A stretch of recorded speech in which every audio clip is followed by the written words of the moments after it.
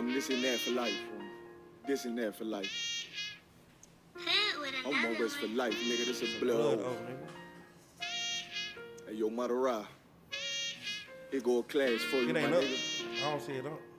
144 the rebel. The world turned its back on me. I'm a cripple. We got soldiers, he got soldiers, but I got different ones. Ain't no way out, I tell you once. Don't pray for nothing, sin and curse. We can't forgive what's forbidden. Remain in them trenches. Trust in the Lord, but please forgive me for the times that I did. If rank is given, have your respect to your apprentice. Be about your business. This loyalty's a death sentence. Look, trying to pick up with a blind fail. They said there'll be many mansions. I'm just grinding for my time share. Them devils ain't playing fair. They hunt you like Van Pelt. But ain't no getting out the game like Jumanji. You take that oath, it's a Dundee. Try to deal death to a priest. You won't make it out in one piece.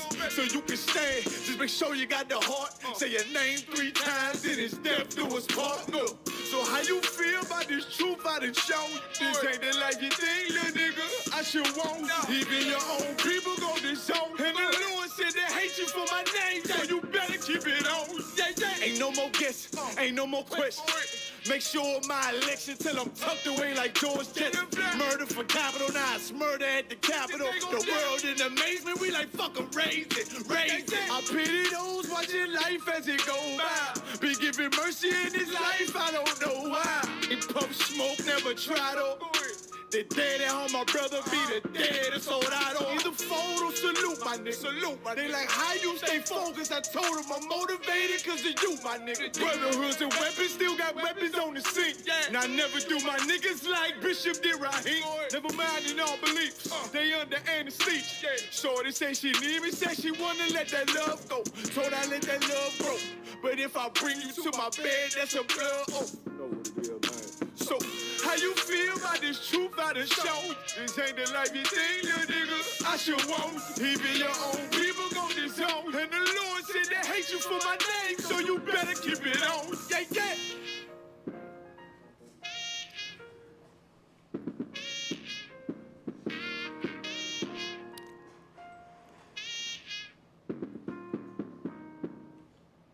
Hey, Shalom Israel, with Israelite School, University of Practical Knowledge.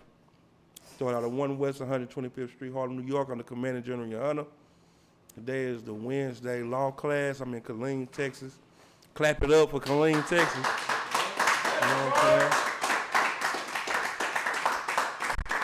Shout out to Officer Karab, out here doing a mighty work, you know what I'm saying? These brothers out here putting in major bricks for the Lord. And you know what I'm saying? I'm really proud of y'all boys in the way that everything is growing out here, man. Y'all doing a hell of a job. Y'all keep up the excellent work. Today the title is what? What's the title of the class today? Separate Nations for a Reason. A lot of people don't understand the God that we have, or he don't understand why, you know, why we would have slaves in the kingdom, and why, you know, God doesn't love everybody, and you don't understand the full totality of us being God's children. So today I'm trying to break it down to you in a way where you can start to see how important you are on this earth. The Lord made everything for you. Give me that. In the Apocrypha. What's that, 2nd Ezra? And 6, give me that. Let me show you how this is all about you. All of this. Everything that you see, you know, everything. That's why the Lord is so angry with you. And so, when I say you, I mean blacks, Hispanics, and Native Americans. He's so angry with us because he gave us everything. And when I say everything, I mean the earth, the water, the sky, the sand, the grass, the leaves, the tree, the animals. You know what I mean? Like oxygen. You know what I mean? Like everything on this earth was made for you. And for someone to give you something so precious and so great and so excellent, and you just slap them in the face and spit in his face to where you don't even want to abide by the small things he tell you to do to maintain your place in your kingdom. It's a slap in the face. It's like being a rich parent and you give your child everything they could ever ask for, and all you ask them to do is not to eat this, don't bring this type of woman home, don't do just very simple things. And they're such assholes that they just can't do it. Well, that's you. You the asshole. You. Whenever you start to, puff yourself up and say how great you are and how much you love the Lord, just remember you've always been an asshole. Read that scripture for me out. Book of 2nd Ezra, chapter 6, verse 54. And after these, Adam also, whom thou madest Lord of all thy creatures. Go up. Go up. What is that the first time we talk about Adam? Go up a little bit more when we talk about Adam.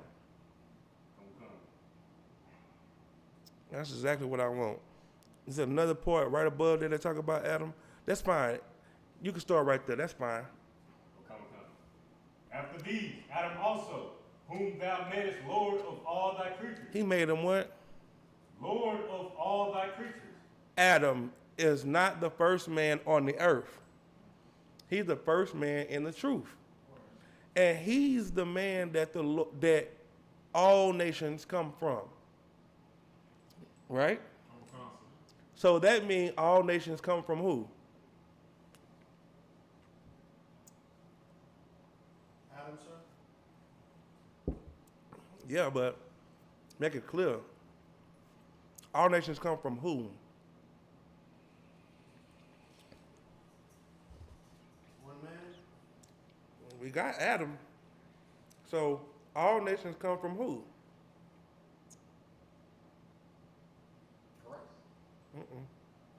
Give me Luke 3.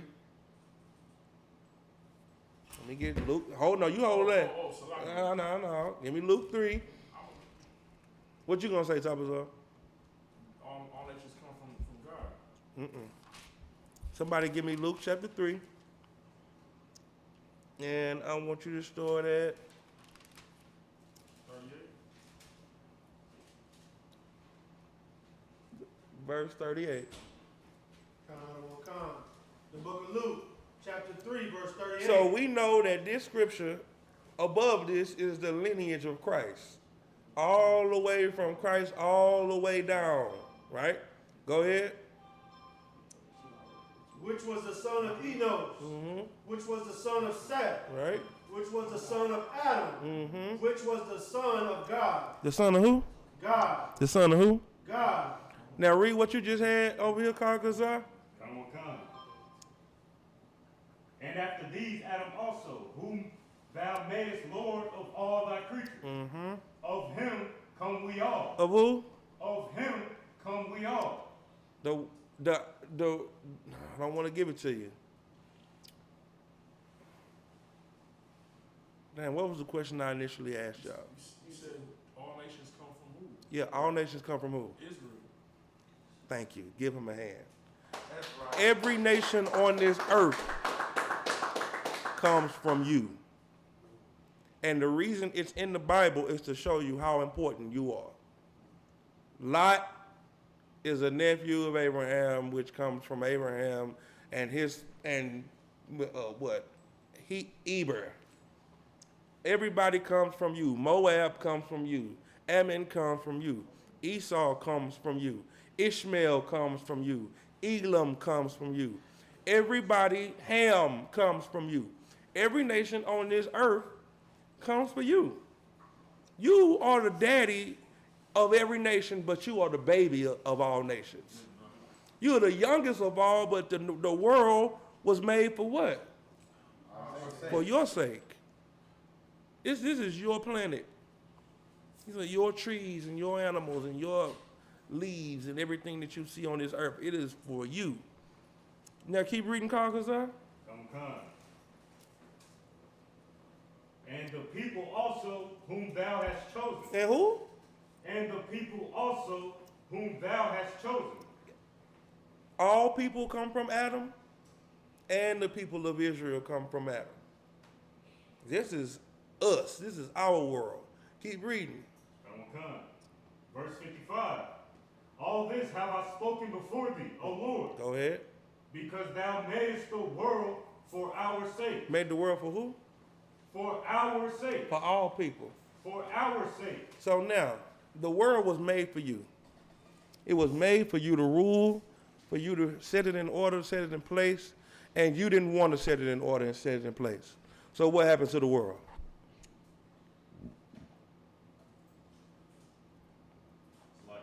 True. It was given to the hands of the wicked. Right. What else? The world is out of order. Because the people who's supposed to, the Lord leaves you a factory. And the only people that can run this factory are the children of the owner of the factory. The children of the owner of the factory don't want the factory. So when stuff goes wrong with the factory, nobody can fix it because everybody else don't know how the factory operates. Right. Do you think that you're the inventors on this earth, by chance? You think everything that blacks, Hispanics, Native Americans have made was on accident? All of the inventions that black people have made. You think that just happened by reason? You are literally children of the Lord. Literally. You are sons of the power. You are Yasharallah, princes of the Most High, sons of God. This earth was made for you, to rule it, to keep it in order, to keep it structured, keep everything it's supposed to be. Keep reading. Come. Verse 56. As for the other people, which also come of Adam, thou hast said that they are nothing. They are everything. They are nothing. We are equal. They are nothing. Let me tell you what you don't understand about God. The Lord set a hierarchy. And everybody that's not in that hierarchy is what? They are nothing. They nothing. Now, this was written thousands of years ago. And people that say they read the Bible are looking for equal rights. Right. And now you're trying to understand why you can't get equal rights. Because you are working against the Most High power. Right. Because these people you're trying to be equal to the Lord are what? They are nothing. They nothing. Who are they something to you? Who are they something to? You. You putting them on a pedestal. When the Lord made them from you, they come from you. Each nation on this earth had to have one of you to bring them into the earth. And now they're ruling over you. There's a reason that it was two nations in Rebekah's womb. There's a hellified reason. Keep reading. Come. But be like unto spittle. Be like unto what? But be like unto spittle. The first thing that it's trying to get you to understand is that these people that you have such high regard for are nothing. They are spittle. They're the things that fall out of your mouth when you talk. But you put them on a pedestal. You put them in such high regard. There's two nations in her womb because one of them is your enemy from the womb. Sitting here for you to fight. You've been fighting them since you were in the womb, and you come out the womb and say what? We gotta love each other. From the womb, though, like if you get into a fight today with somebody, you know that this is your enemy. But if you've been fighting somebody before you came out of the womb, why is it so hard for you to process that this person is not someone you should love? Because you are brainwashed. You're brainwashed into trying to get someone on your side that the Lord never intended to be on your side. Right. So you fighting against the Lord. By trying to love them and unify with them and join hands with them and marry their women, you are angering the Lord. in the pregnancy, was it a smooth pregnancy? What kind of pregnancy was it? Travail. What was happening? They were fighting. So what does that mean about them when they come out? They still fighting. Like, what's hard to understand about that? But there has to be some type of brainwashing taking place in your mind for you to ignore the signs. So the first thing is all nations come from you. Everybody comes from you, from your ancestors. The Lord said the earth was made for your sake. We just read that. And then the person in the womb with you, you are fighting with them. But you're trying to find a way to love them. Let's take the two first brothers for example. Who are the two first brothers? Who? Cain and Abel. What was their relationship like? Scriptures don't really say up until, Cain killed Abel. I mean, it's kind of clear what their relationship was like. I mean, one is dead and the other live. Right? Right. Okay, well, if Cain and Abel were brothers and one killed the other, then what did that make them? Enemies. Because of what? Because of skin tone? Because of what? The murder. Right. What Martin Luther King loved to say? Because of the content of their character. Right? So now, all nations come from who? What are you seeing when Isaac and Rebekah has these two sons?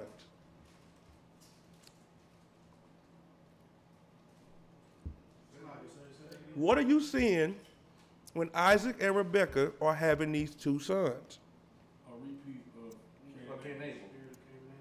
Yeah, but that's not the question I'm asking. What are you seeing? You're seeing the birth of two nations. That's what you're seeing. That's what the scripture says, right? Go to Genesis 25. You're seeing the beginning of another. In Genesis, it's the birth of nations. What? You got Ammon, Moab, with Lot, and you know why they look the way they look. Right. You know why they're mongoloid, because of incest.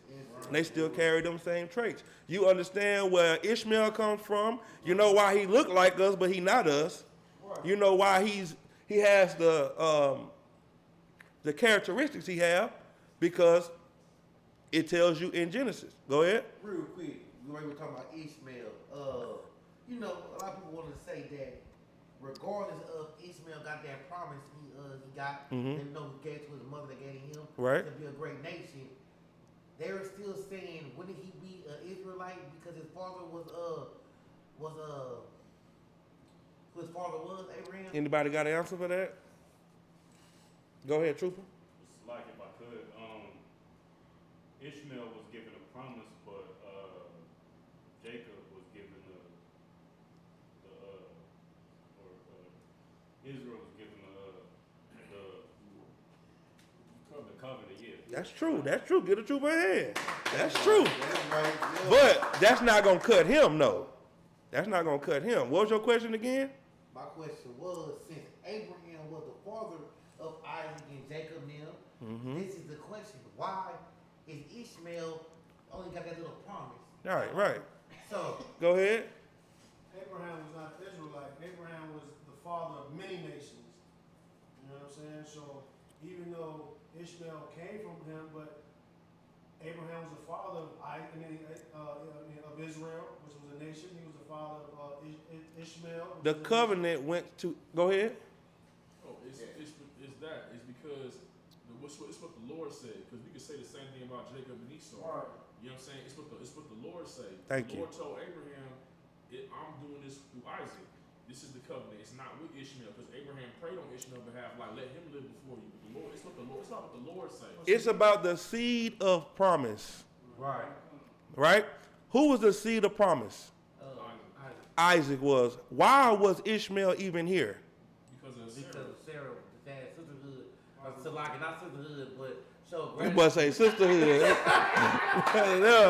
I see where you're going. Yeah, but she had sisterhood to let him Right. It was because of a fleshly thinking.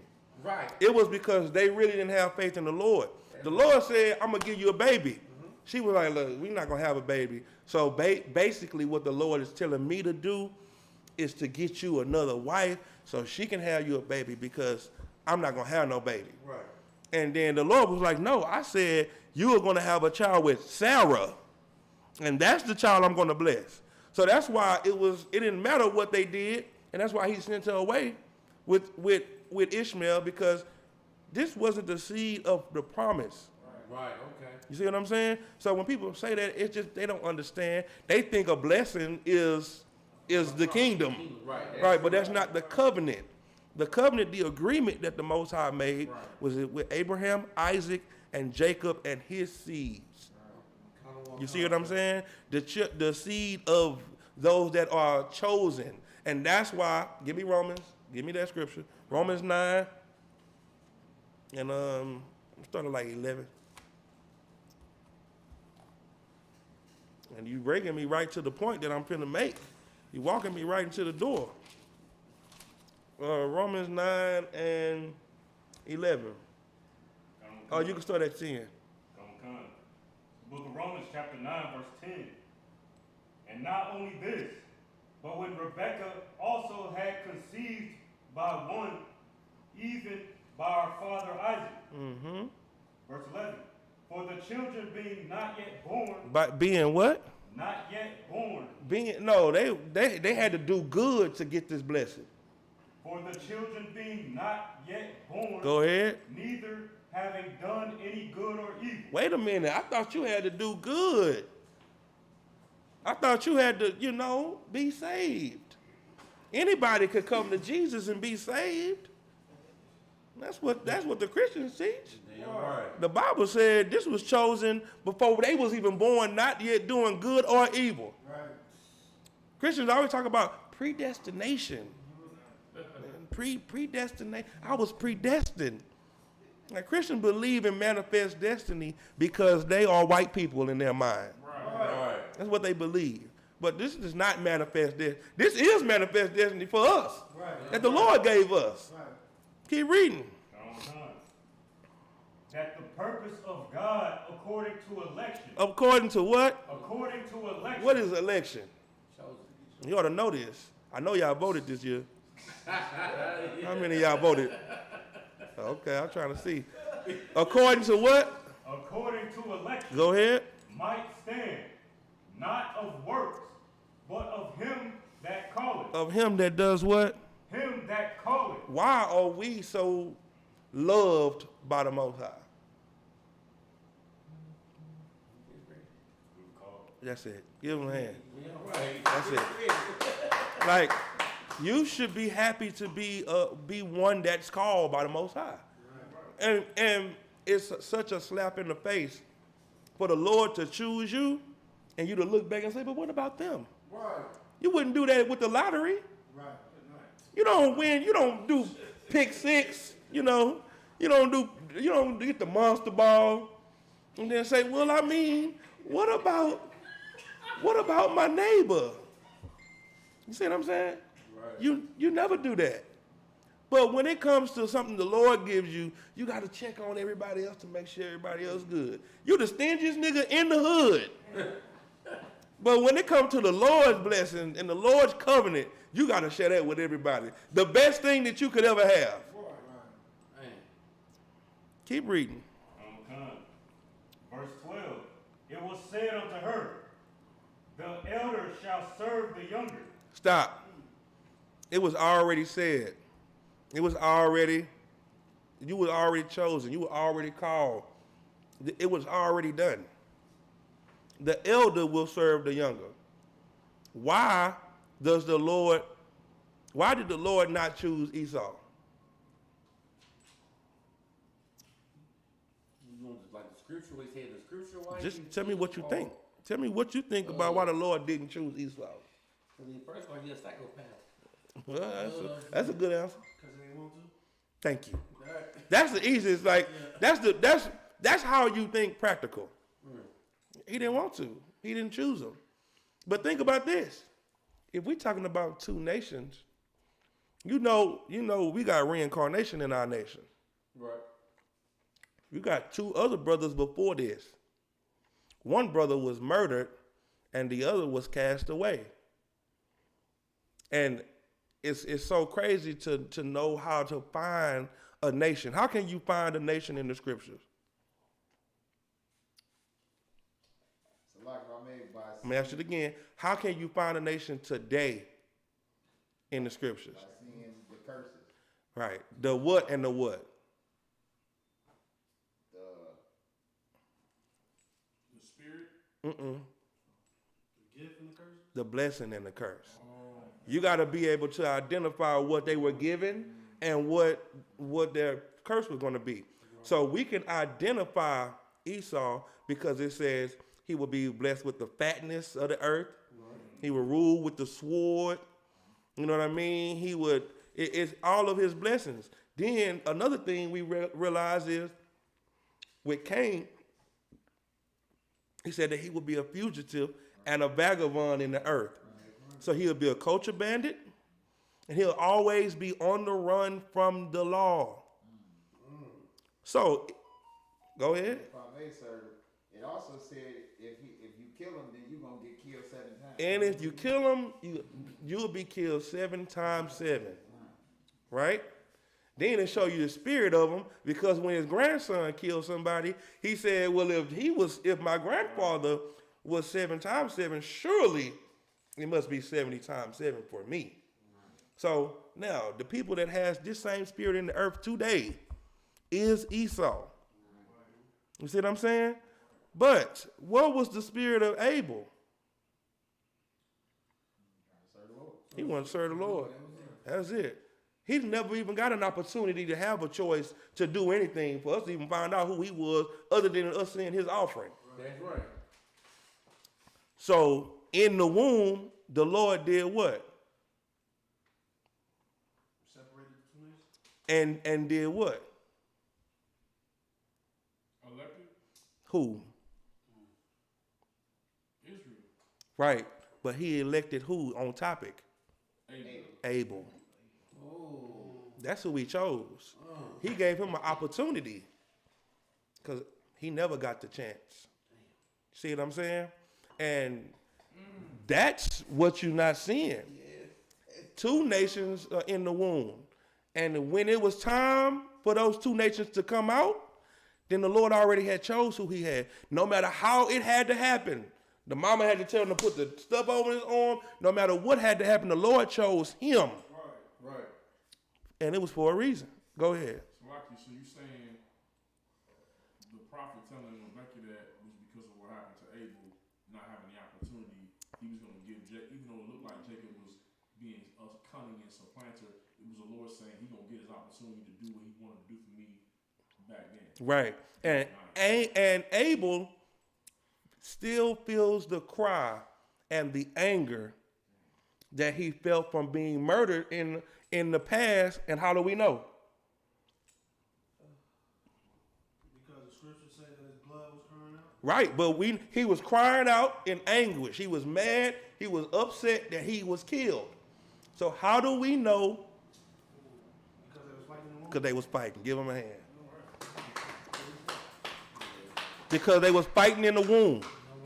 And guess what they did? And guess what's happening right now to this day? We still fighting. So how do we know that we're those children? Because we're still fighting against the same people that killed us in the past. Right now. I'm not just talking about Cain and Abel. I'm talking about the Civil War. I'm talking about slavery. I'm talking about all through history. These people are our enemies. It's not you don't hear about, it's not a big discrepancy against blacks and Arabs. Right. It's not a big discrepancy against blacks and Africans or blacks and Asians. The discrepancy is black and white. Right. And that's been the discrepancy since the beginning. That's why there's 2 nations in the womb. When people always say, it ain't black and white. Why y'all make it about black and white? It's been black and white since Genesis. Like, do you understand that? Go ahead. It's like you, sir. It's like they just don't know who to identify the white man in the scriptures. Exactly. They don't know who their enemy is. Even if you rape, rob, steal, pillage, murder, give you smallpox, kill your ancestors, give you a blanket full of, you know what I'm saying? I mean, drugs, crack, all that, you still can't identify the enemy. You know why? Because you have been brainwashed. The lie got to you before the truth did. And so now when a Christian pastor comes to you, he gonna tell you not to believe another doctrine. Don't hear another doctrine. If any man come to you bringing another word, another gospel. And so what you gonna do? You ain't gonna hear no Israelites. You don't want to hear nothing about you don't want to hear men in the UPK. Because that's a lie. That's brainwashing. When you've been brainwashed, you got the lie first. Keep reading. Where you at? Come. Verse 13. As it is written, Jacob have I loved, but Esau have I hated. Why did he hate him? Go ahead. For what he did to Abel. For what he did. For what he'd always been doing. The Lord's memory is longer than yours. You know, George Floyd happened, right? We rioted for about, a few weeks. And then it was like, the NBA back. They playing basketball again. The baseball team playing baseball again. And guess what? Justice was over. Bread and circus worked again. Give them bread and circus and they will not revolt. So you just, it became pointless because you didn't see a reason to keep fighting. In the Isupk, we learned to never stop fighting. Right. We are still mad as Abel. We are still mad for the crimes and the murder that has happened to our ancestors. And since our ancestors are not here to talk, and they're not here to cry, then we'll cry for them. We'll go out on the streets and complain and say what nobody else is willing to say. Right. You know why?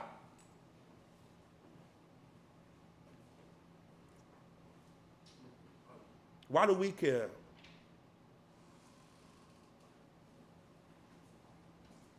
We never had justice. Give them a hand. That's it.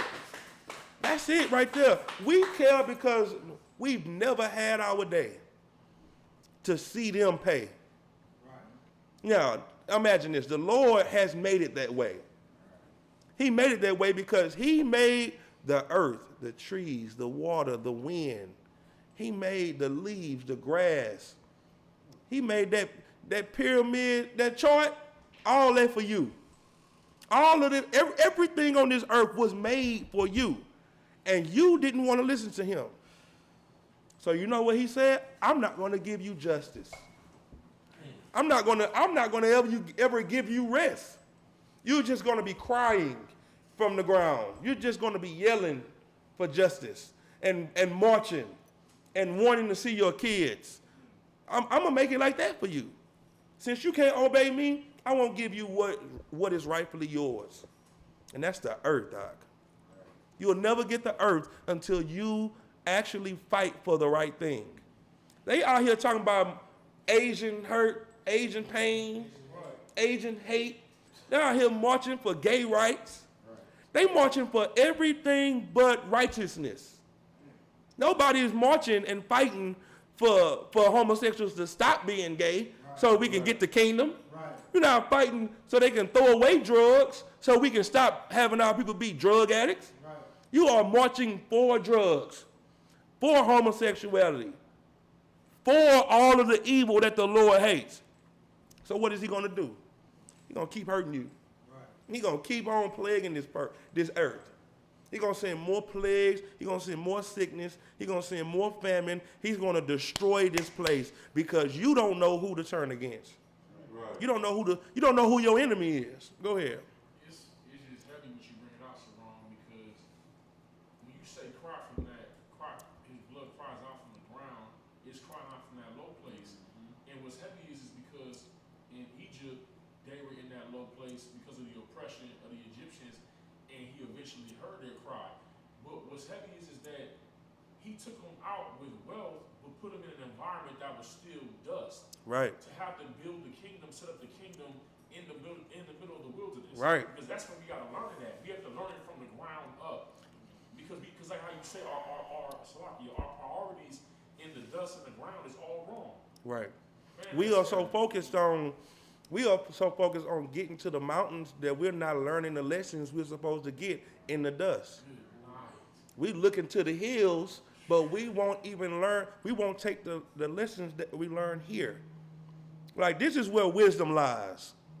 Wisdom lies in this place because of all of the mistakes and all of the hiccups and all of the burn marks that you got from all of the pain that you have. That's where you get your pain from. This is where you get your wisdom at. And instead of us utilizing it, we ignore it. We're like, oh man, you know. As soon as you pray for the Lord to free you out of your condition, and he frees you, what do? You turn your back on him. Every time. Lord, if you can give me this job. If you just, look, Lord, I know I just put the blunt out, Lord. But if y'all could pass this piss test, and you pass that piss test, and you celebrate with a blunt. How many times has the Lord been doing that? 6,000 years? 7,000 years? That's that. What you do? And that's the mercy that the Lord has. I mean, he done killed you thousands of times. You know what I'm saying? He done killed you. He feels good about what he's doing to you. That's why you grow up with one long leg and three toes. Because you're going to pay. Go ahead, Doc. No, it's just what you bring out is heavy, sir, because, we basically, sir, like, we think that we can buy our way up out of it, because you were saying, Salaki, it's like when the children of Israel with the manna, they wanted to put their mind on, they were so used to the oppression, it's like the stimulus check. Give me that stimmy, that $1,400, as if that is going to fix the situation. Like, you can, money is an answer, but it can't fix everything. Money can't fix everything. And like how the scriptures say, right, riches don't deliver from the day of wrath. Right. And he's trying to get us to understand, like how you said, the rulership, which is it's not a, he let them out with gold and riches, but that didn't mean nothing. He stopped the economy with some locusts. He already know, like, the earth is already yours. All things belong to you. But you chasing this because you feel like he got it. Do you know we used to control the weather? We used to pray to stop the weather. We were the weathermen. You had to be on our side to get the sun. To get some rain. Because if we prayed against you getting rain, you wasn't getting it. You go 7 years with no rain. You go 7 years of famine because you messed with us. Like, what are you worried about? You are so tapped into this culture and this world, you don't know the true power the Lord got for you. So now you base all of your strength on what he bases his strength on. His strength is in his military. His strength is in his riches. His strength is in his technology. So now that's what you feel you got to have. Riches, wealth, technology. You got to have all of these things. When you got a power that nobody can see, but it is real. You got a power that sent ICE through here a month ago and shut down the state.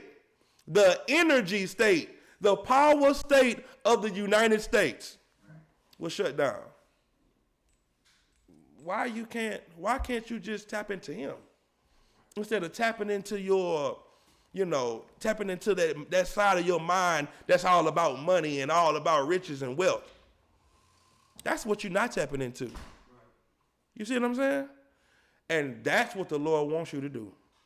The Lord wants you to tap into him. He wants you to give him all of that love and that focus and that everything that you have. But other than that, you just focus on you. That's your real focus. Your real focus is on what you want and not the Lord. And that's why we're in captivity right now. That's why. Go ahead, Art. If I may, sir. So, like, going back to the beginning, in the garden with the serpent, we know that that's the spirit of the white man. Mm-hmm. So, is being in the truth the spirit of Abel, and being outside the truth the spirit of Cain? Of the world, yeah. Because this you got to understand that Seth is the one who actually got the chance. You know what I'm saying? Seth would be the first reincarnation of Abel. You know what I'm saying? But after that, you know what I'm saying? It will be it would be Cain, Esau and Jacob. That's what it would be. And that's how you're going to have to understand how important it is for you to know your culture, come to knowing who you are, so that you can tap into what you're supposed to do and how you're supposed to do it. Period. Like the only reason we so thrown off is because your help come from who? The white man. That's who you rely on. But back then, our help came from the Lord in everything. If we needed something to eat, the Lord sent down food for us to eat. If we were thirsty, the Lord told us, hey, go hit that rock. I'm going to give you some water. Now you thinking about water for us to drink. The nation drank water off of this. The nation. Like, you can't even compute that. Imagine standing in the line with millions of people getting bread and water. That bread seeds that's falling out the sky that we can crush up, make dough, and we eat it every day. Then we say, you know what? I'm tired of bread. I'm tired of manna. The Lord sent quail. Right. Boom. I'm thirsty. Hit that rock. Water. Bow. Like, what's the problem? And then you look, I want to go back to Egypt. Man, it was better over there. It was live in Egypt though. They had the flesh pots and it was just glorious. I had that white Egyptian garment, that all white Egyptian garment I used to wear. Woo! You missing the whole point. Right. To be free, you gonna have to wait. You gonna have to work. Being free ain't depending on nobody. Right. Being free is making it happen. So to be free, it's going to be harder work than it was being a slave. Being a slave is easy. You just ask for it. You, excuse me, master, I need. Being free is dig a hole, drop a seed, put the bread back on it, water it, hope the sun come out and go in at the right time. That's being free. And you still fighting over who to love. While it's crazy while we going out to camp and we trying to raise the dead, get people off drugs, niggas is arguing over the John the Baptist breakdown.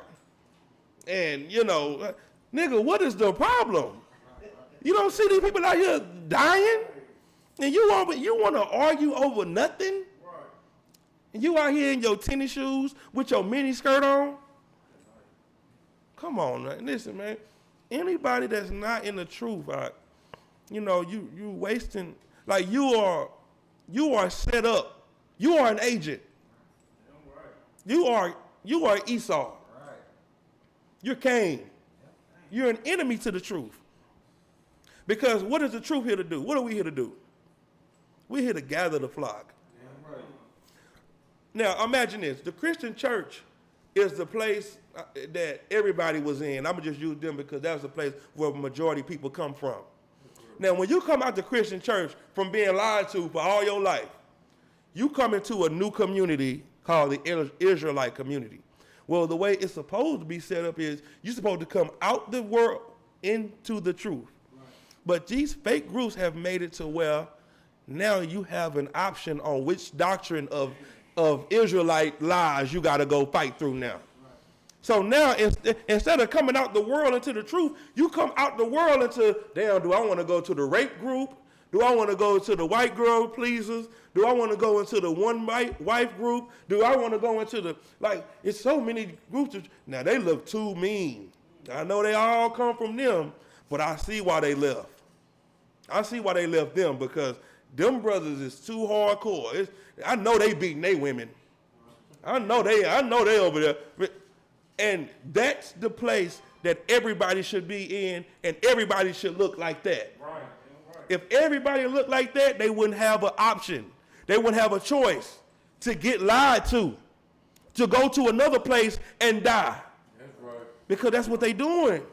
You leave out the church from dying and then you go into a fake Israelite group and die. That's what you call killing me softly.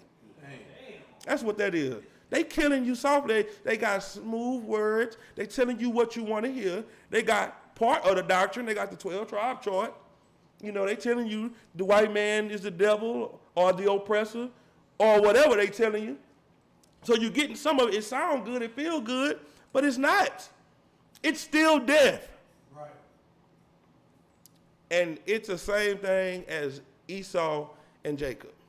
It's the same battle. It's the same war that we fighting against good and evil, righteousness and wickedness. And the oppressor has always been evil, and he has now used our brothers because that's always been the battle. The battle has always been against brothers since Cain and Abel. In your house. The in-house battle has been the battle we have always been losing. You know, I can prove it. Give me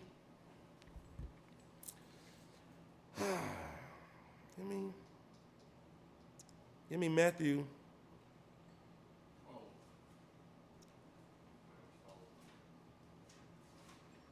Give me John 13:34. We've been losing this battle of brotherhood since the garden. Let me show you how long. Let me tell you. Now you're going to understand why your king said this. Read that. Okay. The book of John, chapter 13, verse 34. A new commandment. A what? A new commandment. What kind of commandment? A new commandment. Uh-huh. I give unto you. That what? That ye love one another. Why did he say that? Is that a new commandment? Was that not in the law? Was that not in the Old Testament? Why is he saying it's a new commandment? Because it's something that you never applied. Right. It's something that no matter how many times you read it, you never did it. How many times have you read Matthew 18:15? How many times has somebody said to you, you got a Matthew 18:15, your brother? How many times do you do it? Right. Read it again. A new commandment I give unto you, that ye love one another. The problem is, when you don't Matthew 18 your brother, 18:15, you hate your brother. That's proof. That's proof that you hate him. Because that's the love that Christ told you to, that's the way you resolve a matter. You resolve a matter by taking it to someone who can better judge it. Because you can't judge it with each other because we've been fighting since the womb. Right. We've been fighting since the garden. Brothers. So we got to talk to somebody about it so that we can get it off our chest. And somebody else can say, look, this brother is right, this brother is wrong. Or he can say, you wrong and you wrong. Both of y'all dumb. Y'all are both the problem. And then y'all could both say, okay, now that's over with. That weight is off my chest. You see what I'm saying? But guess what? Nobody wants to do that. You know why? Give him a hand. Thank you. I appreciate it. At least I know somebody heard me tonight. That's it. You hate your brother. You gotta take it to your brother, man, and your sister. Women can hold grudges for 40 years. You understand? A woman can say, oh, she knew I bought that dress to wear to the picnic, and she gonna buy it and wear it too. See, she know what she doing. She know what she doing. I ain't gonna talk to her now they don't talk for the rest of their life because of a dress. Because women hold grudges forever. Christ said what? A A new commandment I give unto you. That's for sisters too. A new commandment I give unto you. The problem has not always been other nations. See, it's funny when people say, Black Lives Matter, when a white man kills you. But when a black man kill a black man, then there's no snitching. When a black man kill a black man, then it's, that nigga he was really out of line. It's justified. But black lives only matter when a white man kill you, when the police kill you. Black lives should always matter. It should matter if a white man kill you or a black man kill you. It should matter. Let me tell you how much it matters to the Lord. A brother killed another brother, and he's still gonna wait for the judgment. Two blood brothers killed each other. One blood brother killed another one, and the Lord said, don't worry, I'll deal with him. That's what the Lord said. So now we waiting on the judgment of a brother from him killing his brother. Still to this day. Right now. That's how much it matters. It matters that much. It matters so much that the Lord don't even want you to get the vengeance. He's going to do it. Go ahead. So like I said, what you're saying is so heavy because he don't want us to get the vengeance, but he wants us to learn the rulership, which is the Matthew 18:15. Because all we got is an education is Cain. Right. And the only way to be above that, for his growth to end, is for Jacob to begin, is we got to do that. We got to be above that. We got to be above, we got to get on a level outside of being peasants. Right. Outside of being slaves. We got to get on a new level, on a higher level, on a rulership type of tip. We got to be more solution oriented than just seeing the problem and crying over it and complaining and griping and fussing over it. There was something else you want to say? No lie, sir. That's what we have to be. We have to become more leadership minded. You see what I'm saying? And brothers can't do that. That's why Christ said what? A new commandment I give unto you, that ye love one another. You got to love each other out. And you not loving each other, talking behind each other back. You're not loving each other, not being able to go to your brother and him alone. That's not loving your brother, that's hate. You hate him. You're a hypocrite if you're around here telling everybody, you supposed to go to your brother he alone, and then you go to the car and you're like, yeah, man, that nigga there, I'm telling you, man, I promise. Nigga, shut up. You know what I'm saying? Everybody talks so much brotherhood until you have to cross that road. Right. Until it's your time to take a nigga to counsel. Let me tell you something. Counsel is not a bad place to go. Counsel is the court that you need to go to repair your brotherhood and your sisterhood so that you can continue to love each other. If you don't take your brother to counsel, you're going to hate him. What's going to happen is pressure is going to build up in these pipes of brotherhood. And one day it's going to burst. And it's going to burst without the brother even knowing what he did for the pressure to build up. He's going to step on your shoe 3 times, and in your mind, you're going to say, see, this nigga always stepping on my shoe. See, he playing with me. He do this all the time. He always do this. Now, what is the brother thinking when he step on your shoe? Nothing. He don't even know that it's bothering you. He don't even know he's stepping on your shoe because you never said nothing to him. And then one day, he hit that toe. And you, God damn it, nigga, you, every time And he like, damn, what's all this? What's the problem? And you like, oh, you know what you've been doing. You know what you've been doing. Yeah, nah, nigga, don't try to play funny. You know what you've been doing. And you made that up in your mind. Your brother don't know what he been doing. But you do, and you ain't said nothing. Well, like I'm telling you, the problem that our nation has always had ain't always been other nations. It's been the brotherhood. That's what we need to fix. We need to fix us. We need to stop. We know the white man the devil. The white man is the devil. He always been the devil, and the Lord gonna judge him. The Lord say, vengeance is mine, I will repay. We got that. Bam, that's done. Now let's fix this brotherhood. Let's fix us, man. You know what I'm saying? You're the Lord of him, because that's the way we're gonna get the kingdom. You know what I'm saying? All these fake Israelite groups and all that, they need to go and talk to Commander General Rihanna. They don't need to go talk to Sinetta. They don't need to go sit down and talk to nobody. They don't need no platform. They need to go and talk to the leader of the nation. That's what they need to do. If they care so much about their people, if they love blacks, Hispanics, and Native Americans, they need to go and talk to the leader, so that the leader can tell them what's next.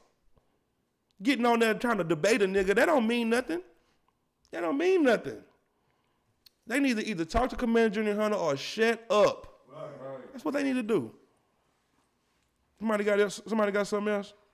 Well, I want to say something about that. Go ahead. Quick. Like, you know, when you think about it all, what you saying, and how the scriptures break it all down, and you know what?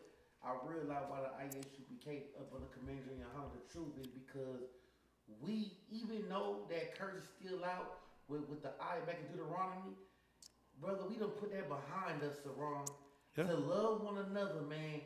And that is why, after I thought about that a long time ago, but that 2/3 has to be, because that 2/3 still want to use that damn curse with the spirit of the eye against your brother as an excuse not to love your brother.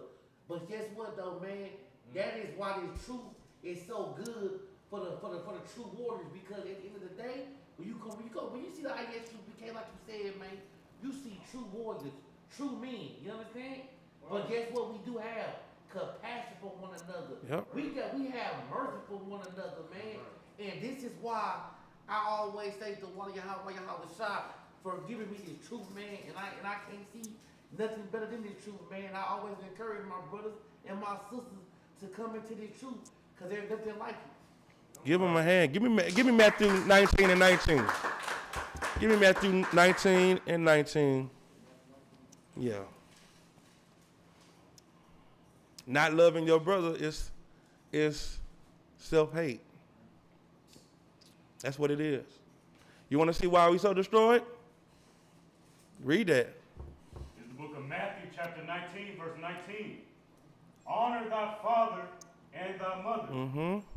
And thou shalt love thy neighbor as thyself. As who?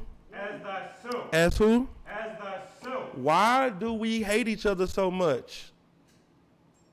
Because we hate ourselves. Give them a hand. That's the truth. You love white women because you hate black women. You hate yourself. You love, the Kardashians because you hate yourself. You don't see nothing good in yourself. You don't see nothing beautiful about yourself. I seen a sister the other day on Facebook shave her whole head to put on a wig. She ain't getting no braids. She shaved it and put the lace front wig thing on and wore her hair like that. That's self-hate. You gotta hate yourself to do that. Our people need to start to love. We gotta, this school is so important because we teach the very thing that has been stripped from us in order for us to survive as a people. Self-love. Self-love. We don't have a love for ourselves.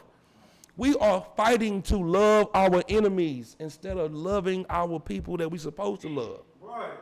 Do you know how long we've been marching to love white people?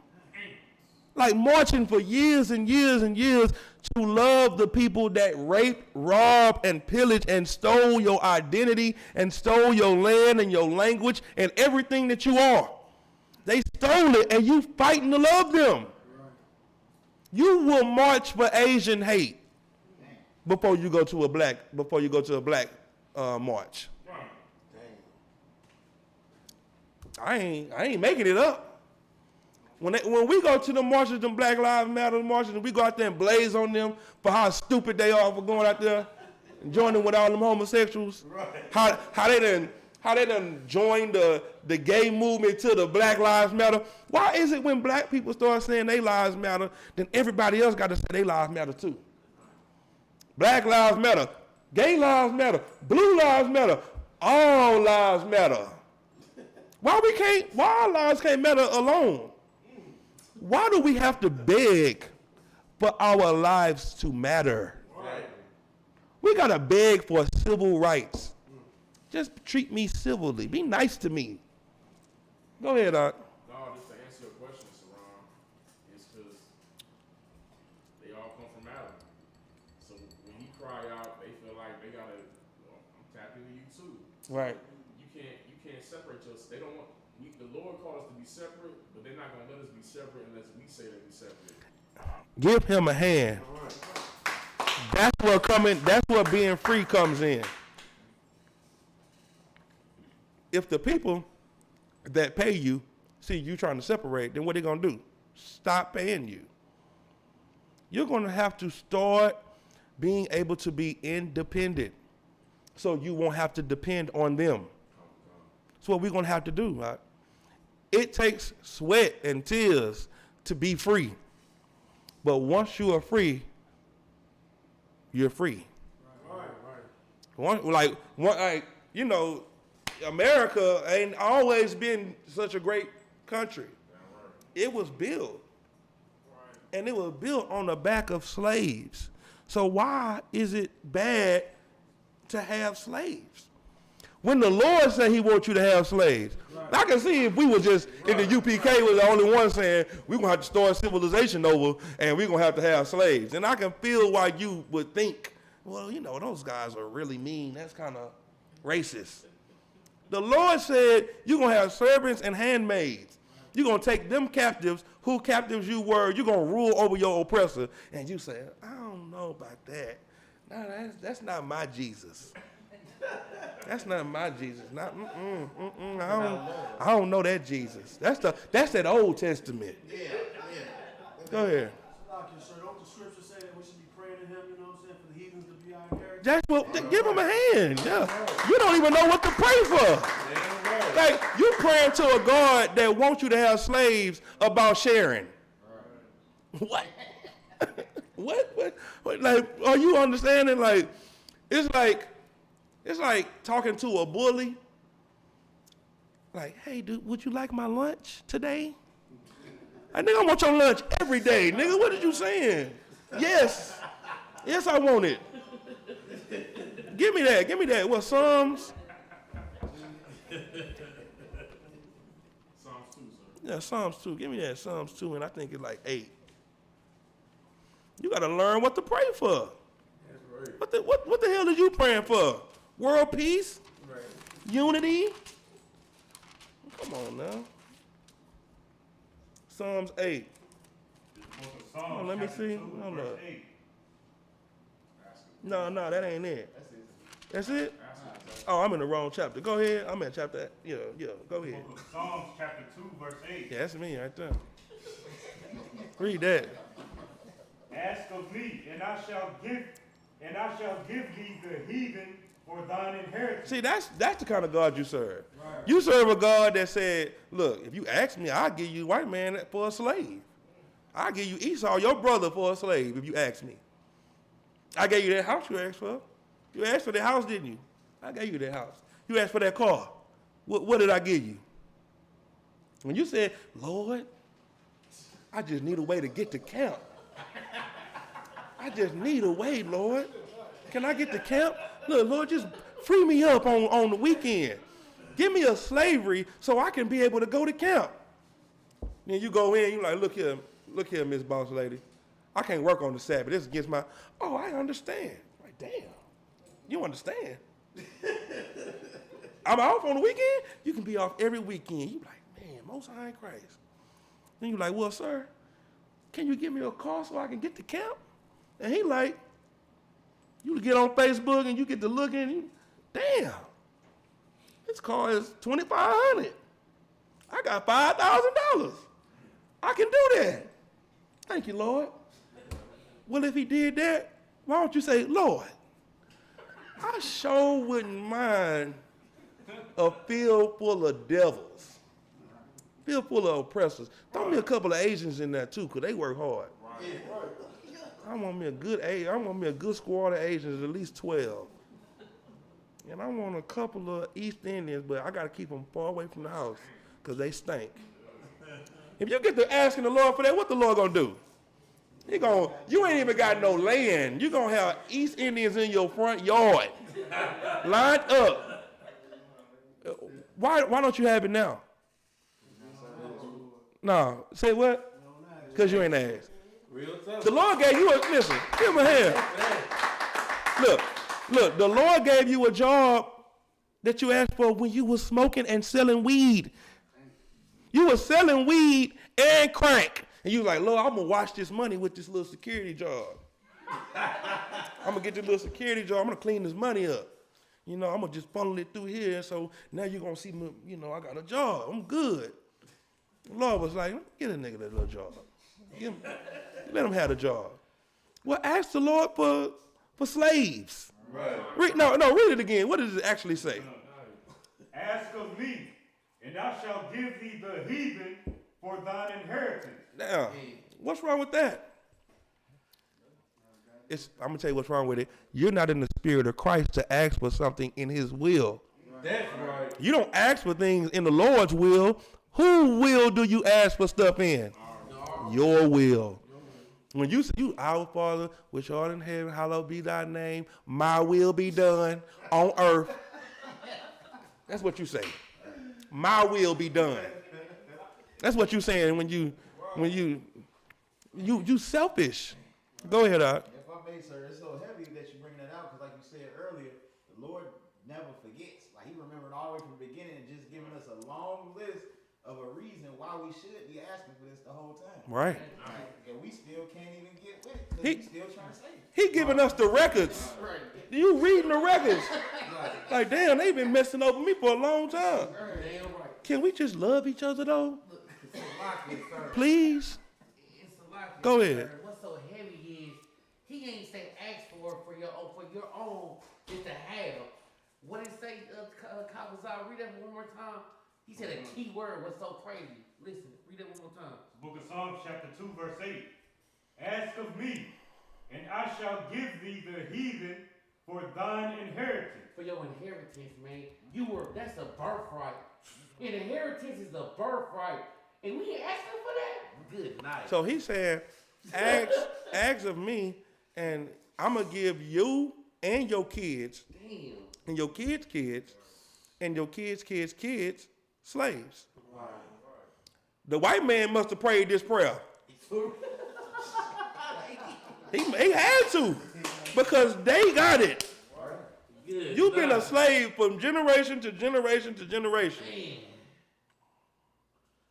Go ahead, Alex.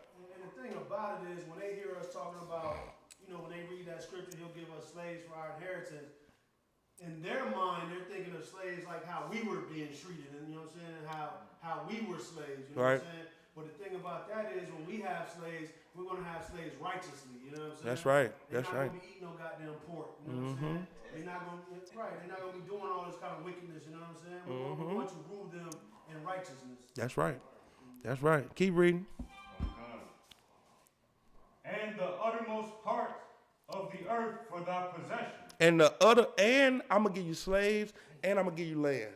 The uttermost parts of the earth. Land that ain't nobody even thinking about, I'm gonna give it to you. I'm gonna give you mountains and hills and valleys and, jungles and desert land. Whatever you want, I give it to you. You mine, you my child. What would you not give your child?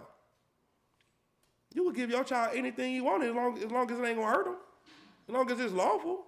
But if it's in your power to do, you're gonna do it. Well, your father created fish, air, grass, leaves. Your father created everything on the planet. Just ask him for something. The problem is you're being deceived by the deceitfulness of riches. And you're being deceived by the power of your oppressor to think that's real power when that's not power. So I just wanted to go over this real quick to give you an understanding of how important it is that we are separate. Because by us being separate, that means the Lord cares about one of us more than the other. That's right. If we were unified, then we would all be loved together. I always like to use this analogy. Like the Lord gave us different lands for a reason. Because the Lord is smarter than you. And if we were all together in one land, we'll all be stacked on top of each other. But somebody would be at the bottom, carrying all the weight of everybody on top of them. So what the Lord did was he gave them their land, he gave them their land, he gave us our land. So now the wealth is divided equally, the land is divided, everything is divided in a way that it's not putting a burden more on one person than the other. See what I'm saying? That's why the Lord divided the nations. If he wanted us to be unified, he would have never separated us at the Tower of Babel. He would have never gave us different languages. But he don't want us unified. He don't even want us talking to each other. That's why he gave them another language. So with that, you go over there, you go over there, you stay over here. And everything will be okay. And everything is going to be okay because you are going to rule the earth. You are going to make everything okay. When the righteous bear rule, the people rejoice. But when the wicked bear rule, the people mourn. And the earth is in mourning because wicked rulership. Anybody got any questions? I'm done with that. Go ahead. So, going back to what we was talking about earlier, I think we was talking about that question was also Karab had asked if Abraham was the father of Ishmael, you know what I'm saying, then why was he, I guess, not an Israelite, you know what I'm saying? Mm-hmm. So, again, it's going back to Abraham being a father of many nations, right? Because Abraham had children, they started their own nations, you know what I'm saying? Right. So again, like Abraham wasn't an Israelite. You Right. know what I'm saying? Right. So that's why, goddamn Isaac, Israel was Israel. Ishmael was the Arabs. Isaac wasn't an Israelite either. Jacob, Salaki. Thank you. Jacob name was changed to Israel, and his children were Israelites. But Isaac was the one chosen over Ishmael. So that's why it went to Isaac. Abraham was the one chosen out of his family. You know what he did? He left his family. He left his star reading, what's that shit called in the stars? Astronomy. Yeah, what's that stuff people always try to read? Zodiac sign reading family. That's what he did. He left them while they were sitting up there talking about, oh, today I'm going to have a good day. He was like, let me go over here. And I'm gonna do what my fathers did before this bull stuff we started doing. Right. And that the Lord saw that and was like, you know what? I can rock with you. Only if you give me the son that I just gave you after you just had him when he was 100 years old. And he was like, all right. And when he seen him do that, he was like, okay, you real. Did the Lord take his word on it? See, that's another thing. People be trying to act like the Lord just believe your word. I believe. I confess with my mouth and believe with my heart. Like you could just go to the Lord and just tell him something and he gonna just believe you. Yes, you know what? God, I believe your son died and rose again and he coming again. Now you saved. He didn't do that with Abraham. He said, oh, for real?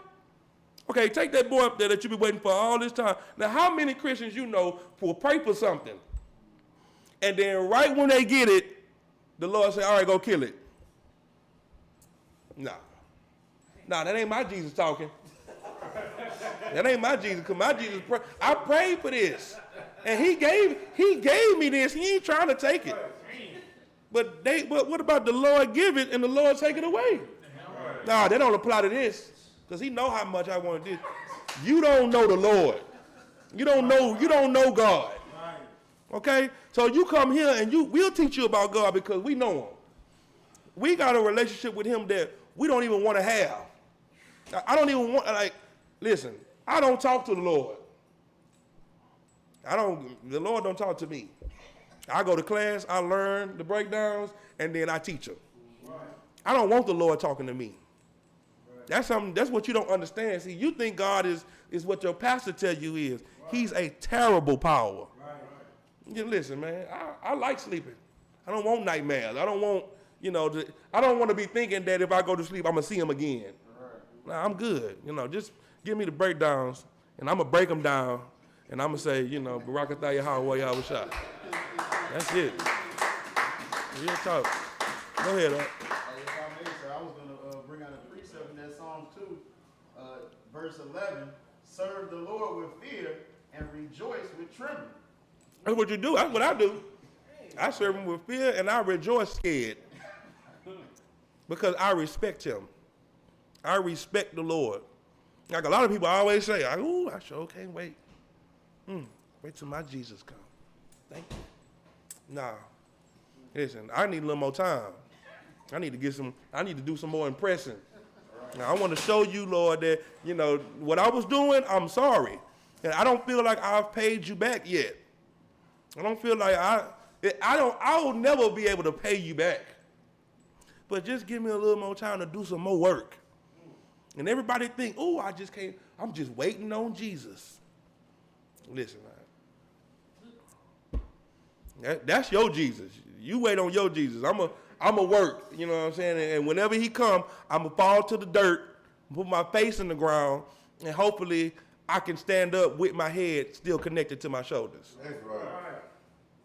That's just, that's the difference between your Jesus and my Jesus. Right. All right. Anybody got any more questions? Go ahead. I have one question on 1 Corinthians 15 and 37. I'm just go ahead and read it real quick. The book of 1 Corinthians chapter 15, verse 37. And that which thou sowest not that body that shall be, but bear grain, it may chance of wheat or of some other grain. Now, if I could, this was something that General Muhammad broke down in class, and I was just wondering about, how Christ was, he died and rose. I was wondering, because a brother touched his wounds to just, for proof that he was, he rose. Right. I was wondering if him rising in that body was similar to the Melchizedek appearance that was in Genesis, where he just appeared, did what he had to do in that moment, then I understand what you're saying, but I don't understand how it correlates with Melchizedek. Because it says in 37 that in that which thou sowest not that body that shall be. So do you understand what all of this is talking about? The scriptures above this and after this. This is Paul trying to explain to the people about reincarnation. And he's explaining to them that, that if y'all believe that Christ rose, then you should believe in the resurrection. You should believe in reincarnation because it's rising and dying. It's the same concept. It's dying and being rose again, whether it's in the same body or in a different body. He's explaining to them that that reincarnation is in the Bible. And he's giving it to them in an analogy of vines and seeds and farming, because that's what they understand, because they were farmers. You see what I'm saying? So that's why General Muhammad uses the example of the onion. When this side is dying, it springs out something on the other side, or a potato, the same thing. Because this vessel is going to make some new life. Just like you. We dying every day, but we making children. These children that we making are from us, but they are not us. You see what I'm saying? So my children that I have, they are not me, but they come from me. They have my characteristics. They look like me. They walk like me. They talk like me. They do everything like me, but they are not me. So he's explaining to them, you know, how it works. And he's crushing the notion that a lot of people think about people having sex with angels. It's showing you that a man cannot have sex with something of a different flesh. You know what I mean? So that's why mermaids are not real. Mermaids are not real because a man can't sleep with a shark and make a mermaid. You know what I'm saying? And that's why what's that on Xena, the nigga with the horse ass? Centaur, yeah, a man body, and then they got a horse ass, and he running. You know what I'm saying? Like that's how people always thought. The Greek gods and all these different goddesses and all these type of things, they've always tried to make something make sense out of the power that we had. So they started making up stories about bullshit. Right. Like I saw Thor riding on the thundercloud and the thunderbolt and all. Like they come up with all these different things because our God is so real. So they have to have a God that does the same thing. Like the Arabs. The Arabs had 365 gods a day. I mean, every day there was a different god. I mean, 365 gods a year. They had every day was a new god. But they saw how our God was doing with us. They was like, man, I got to be able to have the same power that they got because my daddy Abraham too. My daddy Abraham too. And I remember my father talking to me about this God and him praying to it. And I prayed to it when I was younger. But then all of a sudden I was cut from it. And I was like, wait a minute. So I got to do this too. So that's why you see the Arab cultures are like our cultures. You know, like the way we cover our body, they cover their bodies too. They women look like damn ninjas because they want to be us in everything. Arabs are just as flashy as we are because they want to be us. You see what I'm saying?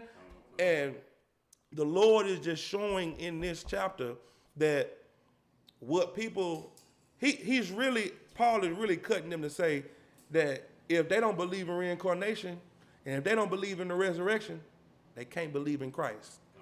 Their faith is for nothing. And I think it says that. Resurrection is it's somewhere in there, but it says something like, if they don't believe, then their faith is for nothing, something like that. But it's in this chapter somewhere. All right? Go ahead. If I may, so I got a question you reminded me of. So we just read that we all come from Adam. Right. But he brought up about the appearance of Melchizedek. Right. And we know that both of those are regenerations of Christ. No, not a regeneration. An appearance. Right. Right. One is Christ before he was regenerated. Right. The other is appearance. Right. So does that mean Melchizedek was before Adam? Yes. Why? Oh, so because he didn't have a father or mother. He was key. Christ was there since the beginning, right? You know that scripture? In the beginning was the word, all that. Christ was there from the beginning. He's always been here, right? So, to answer your question, yes, he was before him. And why did Christ say it is finished? Because he had served out his punishment from, the transgression of King Solomon. Solomon, yes, but go ahead. What was prophesied about him in the Old Testament had came true? Yeah, go ahead. Basically Adam. The first sin came from Adam, right? Adam was You mean the quickening spirit that precept? yeah, give me the first man, Adam. It's right here in this chapter 15, 47. No, start at 45. This book of 1 Corinthians chapter 15, verse 45.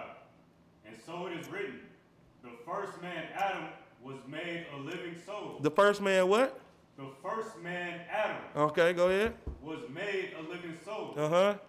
The last Adam, The last Jesus, the last Adam, the last Solomon the last Adam was what? was made a quickening spirit. So who's the first Adam and the last Adam? Christ. See what I'm saying? That's the same spirit. That same spirit. You come back. All of us come back. That's why the scripture says, prepare slaughter for his children for the iniquity of their father. What are they really paying for? What they did. They coming back as their children to pay for what they did when they were the fathers. That's how it works. You can't get away from the Lord's judgment.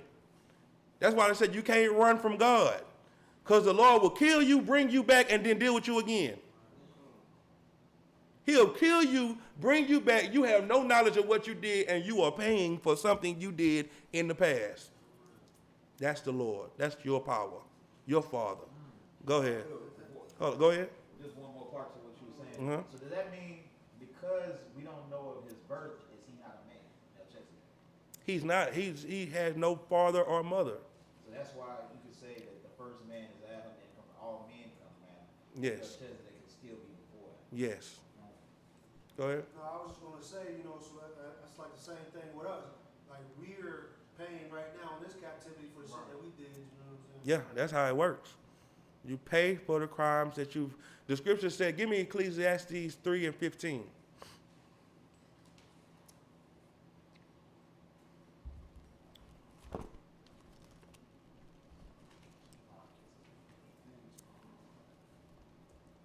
Whoever get it first, read it. This is the book of Ecclesiastes, chapter 3, verse 15. That which hath been is now, and that which is to be hath already been. What does that mean? That which have been is now. What is that which have been? The past is now. Yeah, go ahead. The thing which is named, man. Yes, people. People, let me give you this, give me chapter 6, verse 10. Same book. Yeah.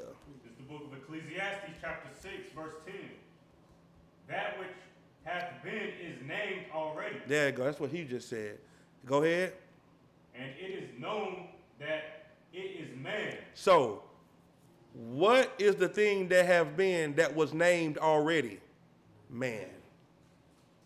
Keep reading. Neither may he contend with him that is mightier than he. And you can't fight against the Lord. You can't run from him. It's nothing that you can do. You, man. Now go back to what we was just at, and now it's going to make sense. The book of Ecclesiastes, chapter 3, verse 15. That which hath been is now, and that which is to be hath already been. So that which have been is what? Is now. Who is that? Man. That's you. You that's living right now, that's you. Keep reading. And God. No, go back and read the next part. And that which is to be. What is that which is to be? Your next life, your generation. Yeah, your generation, but give me the word. That which is to be. Their children. Your children in the womb. That which is to be what? Hath already been. They coming back. That's why people say, oh, that baby got an old soul. Oh, that baby done been here before.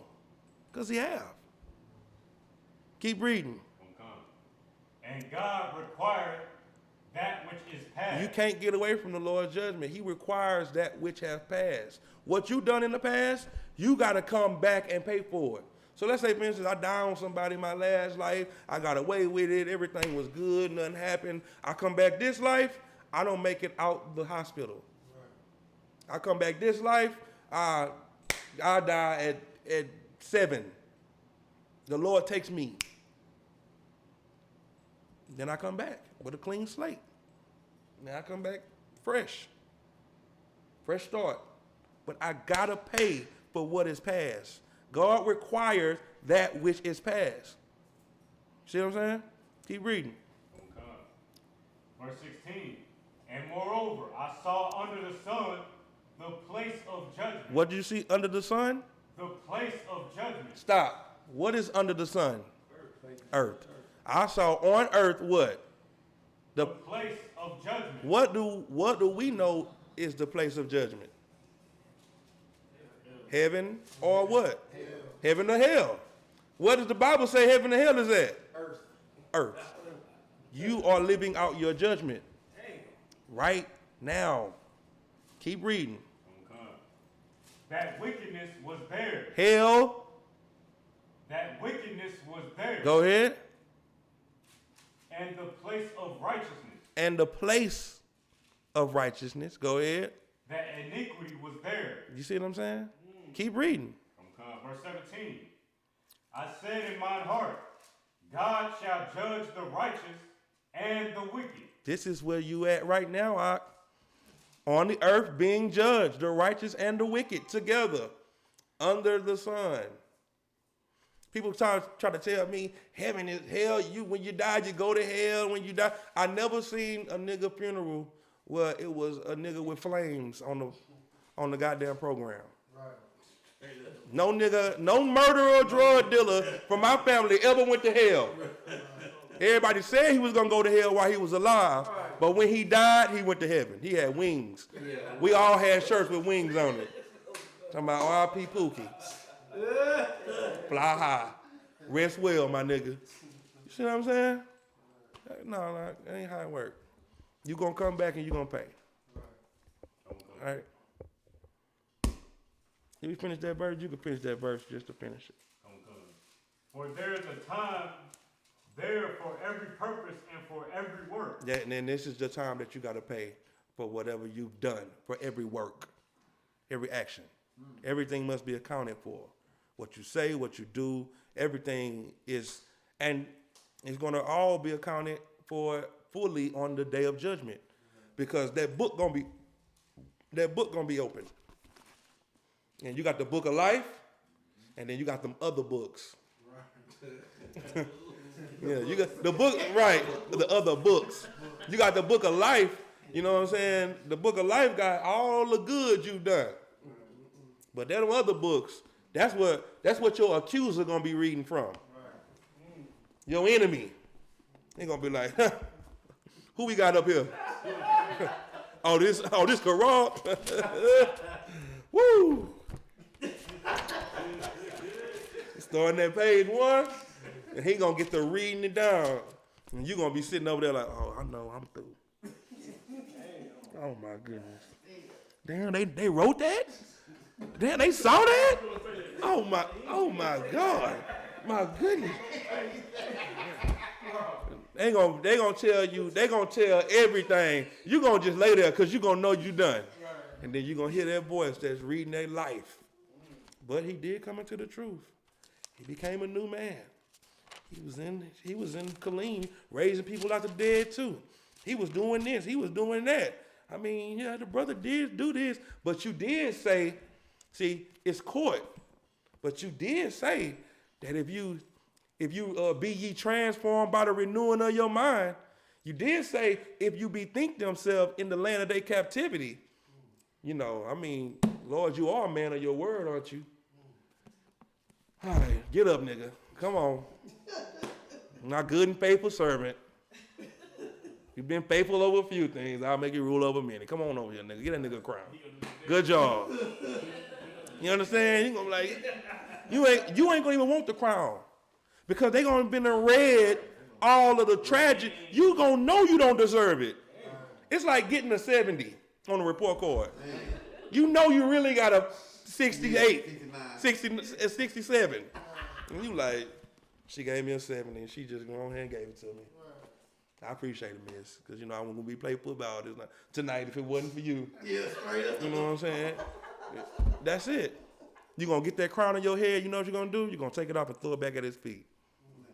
And you're going to say, this, you know, Kodash, holy, holy. Like, man, I don't deserve this.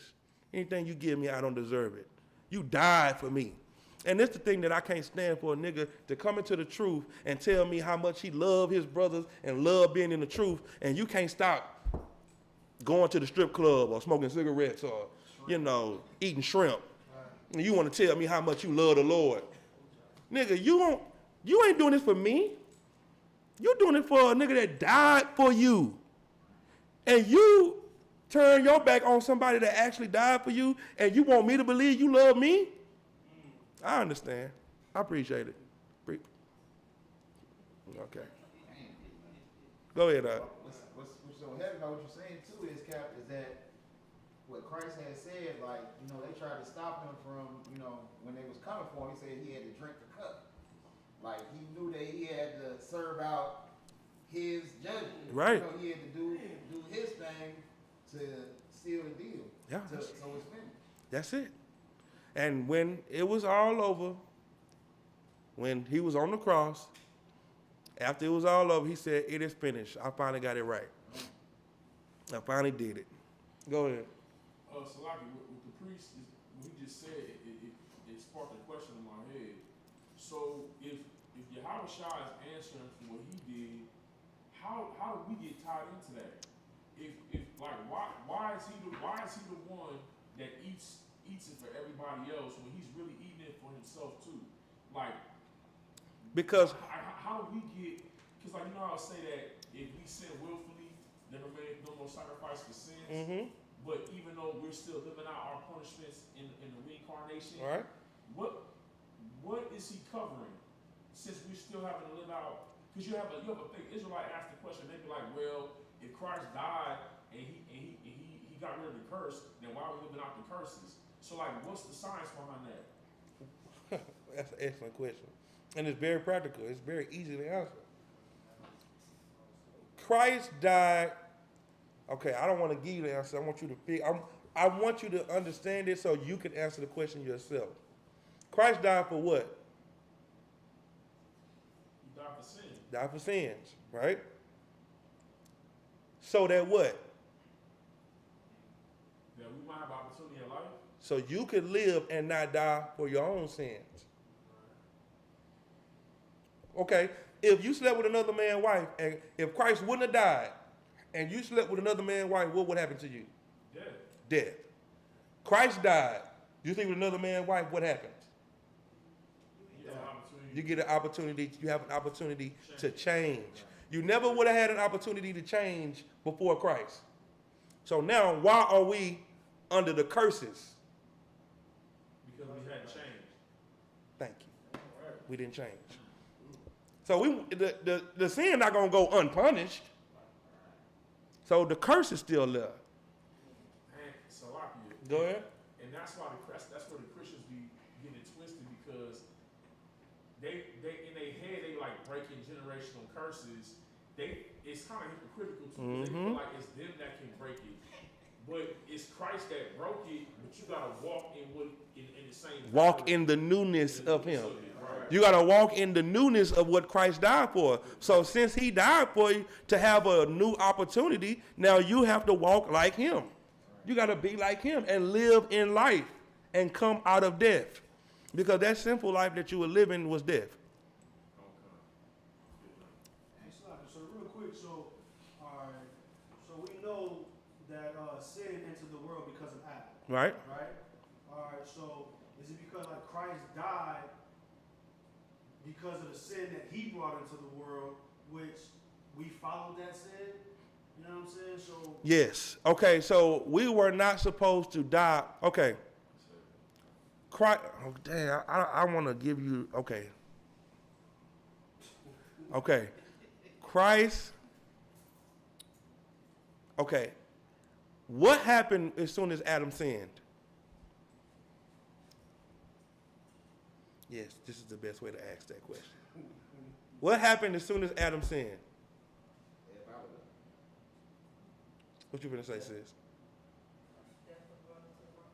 Yes. Death was brought into the world. What is death that was brought into the world? Curse. Name the curse that was brought into the world as soon as Adam sinned. Having the sweat for your bread. Sweat of your brow. What else? The earth bringing up thorns. Earth bringing up thorns. What else? The woman's labor pains. What else? Eve becoming a mother of a dead son. And her son was a murderer. Now, she's living out the curses. Now, we're living the curses now. So now what's happening? Trickling down to that. Now, we go from a plush garden, because if before it was a garden, it was a wilderness. So it needed a man to till the ground, to put it in order. A garden is in rows. It's in order. You got this in this line, you got this in this line, and that's what Adam did. He put everything in order. But when he messed up, he was kicked out. He was thrown out of the garden, and then everything after that started to trickle down. So his son became a murderer. His son was dead. He had to work to get this in order. He had to work to do this. She over there crying and whining and in pain for her labors, but we gotta have children. No other animal on this earth has children and goes through the pain that our women go through. Watch a giraffe have a baby giraffe. Watch an elephant. It look like they defecating. That's what it look like. It look like they just on the toilet letting it out. And they kick that little thing, kick on out, and they get up and they, and it's good to go. All women, oh Lord, they on the deathbed. And that's because of Adam and Eve. It's because of Eve, but it's because Adam he was weak behind his woman. Right. He let his woman do what she wanted to do. He was an old, baby, it's whatever you want to do, baby. Oh, it's all good, baby ass nigga. That's what he was. You know what I'm saying? Oh, baby, don't worry. What you want to do? Come on, give it to me. Let's go. And now look at us. Go ahead. Too, because like they had it so sweet. It's like why would it not be whatever? And the Lord made everything how it is, how He did it. So when it got to Christ, it wasn't no women. It's like, I'm gonna get it right this time. I'm straight about the business. I'm no rib. I'm no nothing. I'm a eunuch for the kingdom. Right. I don't want to look at no woman. Give me 2 Ezra 7 and 11. This will help you. And this is on topic with everything we've been talking about too. We can start at verse 10. This is a good one too, because this is not something you hear a lot. Go ahead. 2 Ezra 7 and 10. The book of 2 Ezra, chapter 7, verse 10. And I said, it is so, Lord. Then said he unto me, even so also is Israel's portion. Go ahead. Verse 11. Because for their sakes I made the world. And when Adam transgressed my statutes, then was decreed that now is done. Then was decreed what now is done. What is now being done? The curses. It was decreed back then. Keep reading. On God. Verse 12. Then were the entrances of this world made narrow. There we go. Then were the entrances of the world made narrow. All of the good plush things started to become hard to receive. It was made narrow to get the good things. Keep reading. On God. Full of sorrow and travail. Go ahead. Full of sorrow and travail. In order to get it, it was hard to get. Full of sorrow and hard work. Keep going. On God. They are but few and evil. They are, go ahead. But few and evil. Go ahead. Full of peril. And very painful. That's what we living out right now. Because of what Adam did. Keep reading. On God. Verse 13.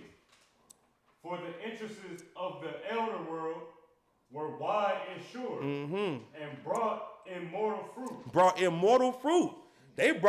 We had a life that we was living that was supposed to be forever. Plush, inheritance, kids just happy. It was just long lives, wealth. Everything we working for now, we had that. And it was easy to get. Keep reading. On Verse 14. If then they that live labor not to enter these straight and vain things, they can never receive those that are laid up for them. If you don't go through the hard stuff, you'll never get what the Lord got for you because you won't accept it. You won't appreciate the good stuff if it's just given to you. When it's just given to you, you don't care about it. You do whatever it takes to get it thrown away. When you get a silver spoon in your mouth and you come out and you know, your mama rich, your daddy rich, you ain't never had to work for nothing, you the crackhead. Because you gonna end up being the spoiled brat that don't know how they got it. Your parents came from the hood. Your parents had to go to college and work and do this and do that, and they had to build up. But since you never had to work for anything, you just feel like everybody owes you. That's what happened with Adam. Oh, I want you to see the part when that boy started going hard on Adam. Read verse 48. This is a nigga. This is how I know I can relate to this Bible. Listen to what he said, verse 48. Oh God. Book of 2nd Ezra, chapter 7, verse 48. O thou Adam, what hast thou done? Salakia. Listen to him. He's finna start checking Adam like, we've been going through all this perilous times and evil and travail. Adam, it's your fault. Keep reading. Oh God. For though it was thou that sinned, thou art not fallen alone, but we all that come of thee. You see that? Adam, you made the mistake, but we got to live it out too. We got to go through the pain. My lights got to get cut off. My kids going to eat because of what you did, Adam. Now, nigga, it ain't just Adam, because you ain't doing what you supposed to do either. You see how it turn around quick? It's easy to do this until you realize you got these pointed back at you. You can point that finger, but you can't realize. You're like, damn, 1, 2, 3. Damn. Yeah, that's the new nigga. You know what I'm saying? That's what they doing because they can't accept the fact that that they're the problem. Keep reading. Verse 49, for what profit is it unto us, if there be promised us an immortal time, whereas we have done the works that bring death? Go ahead. Verse 50, and that there is promised us an everlasting hope, whereas ourselves being most wicked are made vain. Listen, he just going through complaining. This whole rest of this is about him complaining about how it's Adam's fault. Read 56. Okay. Verse 56. For while we lived and committed iniquity, we considered not that we should begin to suffer for it after death. When are we going to suffer for it? After death. After what? After death. After what? After death. That's what you call reincarnation. You don't consider that when you sin, you suffer for it when you come back. Keep reading. On come. Verse 57. Then answered he me and said, This is the whole conclusion of life. If you can understand this right here, you can understand the Isupk came to command and journey honor, and you can understand why we go so hard for this. We understand the Lord and warfare. What did the angel answer Idris and say? this is the condition of the battle, which man that is born upon the earth shall fight. Might fight, Shall fight. could fight. Shall fight. Your life is not going to be easy because life is about warfare. It's about fighting righteousness against evil. It's about fighting your flesh against your spirit. It's about fighting what you want to do in your will against the Lord's will. And it's about who's going to win. This is hell for you because the earth was made for it to be your heaven. Right. This is your hell. Well, in this hell, this is the condition of the battle. Being raised with crackheads, being raised in an infested hood with roaches and rats, and not having nobody in the house with you, nobody coming to your football games, nobody in the stands for your graduation, nobody patting you on the back. This is the condition of your battle. This life that you live, you not knowing who you are, being an African American, being a Mexican, being a Dominican, being everything but who the Lord said you is. This is the condition of the battle. That what? Which man that is born upon the earth shall fight. You got to fight this. This is the battle. You can't run from it. It's nothing that you can do. Keep reading. Don't come. Verse 58. That if he be overcome, he shall suffer as thou hast said. If you are overcome, like Adam was, if you are overcome by all of those wicked men that didn't follow the Lord's laws, you are going to suffer. That's what's happening to you because you are overcome. You are losing. Keep reading. Don't come. But if he get the victory. What's the victory? If you follow them laws, if you do what the Lord say, you come up in his truth and learn how to serve the Lord the right way. If you get the victory, what'll happen? He shall receive the thing that I say. You're going to receive the life that everybody always wanted, a life more abundant, a life of happiness and joy and peace and being at rest and having servants and slaves working for you and building your house. The things that you've always wanted. Any questions online?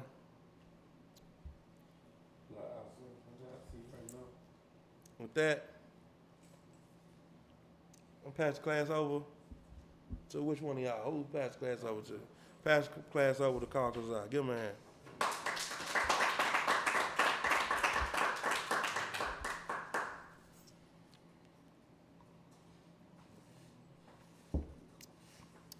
These are the ISUPK security announcements. We are the ISUPK, start out at 1 West 125th Street, Harlem, New York. Rule for new brother or sister. When a new brother or sister comes into the school, they are off limits for 6 months. They are to be saluted only. They are here to share themselves of the world. If they need transportation, the teacher will arrange it. After 6 months, if a brother or sister has an interest in a particular person, he or she must get permission from the head to speak to a brother or sister. There is another 6 months in which the brother or sister will court each other. After the 6-month period, the brother or sister will get permission from the head to marry. Tithes, which is a commandment, in Numbers chapter 18, verse 21, and in Malachi chapter 3, verse 8 through 10. Ma'ashera means tenth in the Hebrew. 10% of every penny of any increase the Lord gives you. Give to the Treasury Department or teacher. Priest fund, it's a free will offer for priests. It's not mandatory. It's whatsoever amount you would like. Upcoming Holy Convocation. We have the 52nd annual Passover coming up on April 24th of 2021. We found in Exodus chapter 12, verse 1 through 51. Leviticus chapter 23, verses 4 and 5. 1 Corinthians chapter 5, verses 7 and 8. And 2 Chronicles chapter 30, verse 17. Remind Akim and Akwatin to check the bulletin board in the hallway. If anyone wants to be a trooper in the school, start wearing all black. Boot, shirt, pants, headband, and scarf.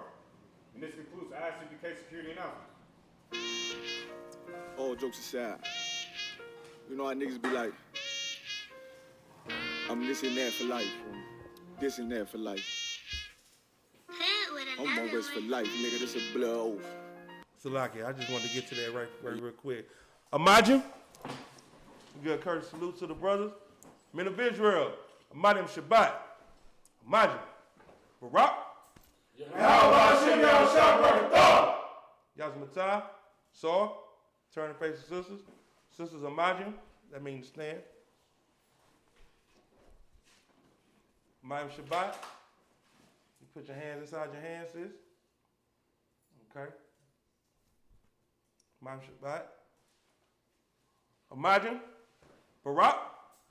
Yahweh Shemal Adam Ba'Shem Yahushua. Yazmata, dismissed. Yo, Madara. We go class for you, my nigga. 140 for the rebel.